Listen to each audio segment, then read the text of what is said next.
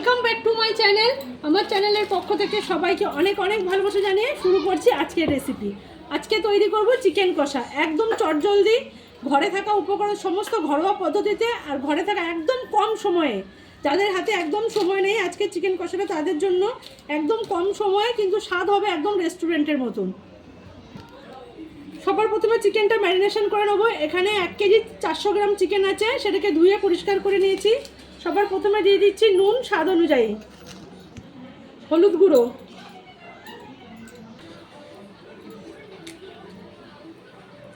দিয়ে দিচ্ছি আদা রসুন বাটা 2 চামচ, টমেটো বাটা 4 চামচ,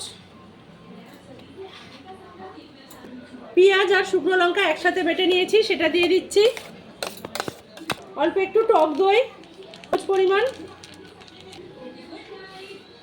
ধনের গুঁড়ো, শুকনো লঙ্কার গুঁড়ো, ঝালটা কিন্তু নিজেদের টেস্ট অনুযায়ী ব্যবহার করবেন, জিরের গুঁড়ো, যে পরিমাণ ধনের গুঁড়ো দেবেন তার অর্ধেক পরিমাণ জিরের গুঁড়ো দেবেন, হাফ চামচ চিনি টক দইয়ের স্বাদে ব্যালেন্স করার জন্য, সর্ষের তেল।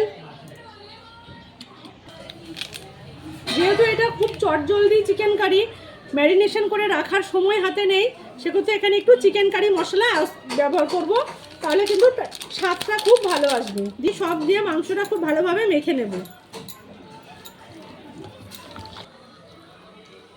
দেখুন মাংসটা কিন্তু খুব ভালোভাবে মেখে নেওয়া হয়ে গেছে। এবার এটাকে রান্না করার জন্য বসিয়ে দেবো।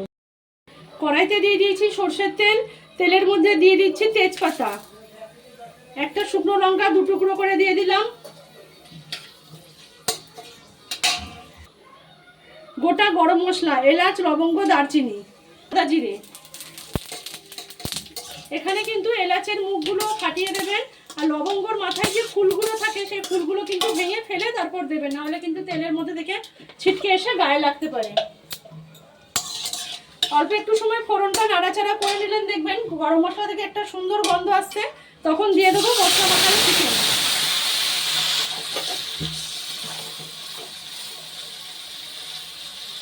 মশলার গামলাটা ধুয়ে একটু জল দিয়ে দিচ্ছি, মাংসের গামলাটা ধুয়েও একটু জল দিয়ে দিয়েছি।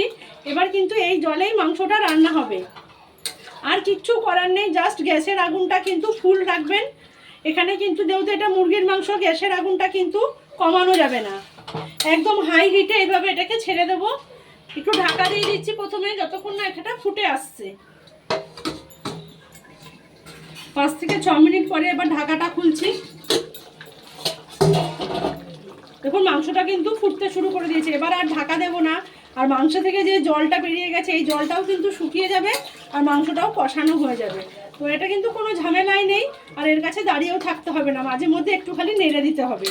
তো ঢাকা দেবো না, এবার এই অবস্থাতেই রেখে দিচ্ছি। দেখুন মাংস থেকে কিন্তু তেল ছাড়তে শুরু করে দিয়েছে,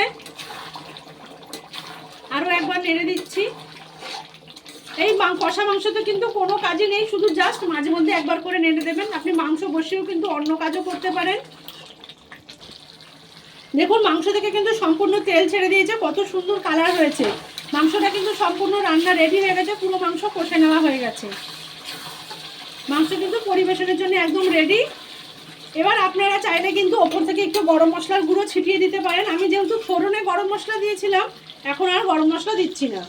এটা কি গুঁড়ি তৈরি হয়ে গেছে কিন্তু একদম কম সময়ে চিকেন কষা, আর কোনো ঝামেলা ছাড়াই একদম চটজলদি। যাদের হাতে সময় নেই এইভাবে একবার চিকেন কষা বানান, স্বাদের কিন্তু কোনো পার্থক্য হবে না, এটুকু বলতে পারি। একবার বানিয়ে দেখুন, আর প্লিজ কেমন হয়েছে কমেন্ট করে কিন্তু অবশ্যই জানাবেন। আর রেসিপিটি প্রথম থেকে শেষ পর্যন্ত দেখার অনুরোধ রইল সকলকে। আর প্লিজ চ্যানেলটা সাবস্ক্রাইব করুন, লাইক শেয়ার কমেন্ট করে পাশে থাকুন। সকলকে অনেক ধন্যবাদ।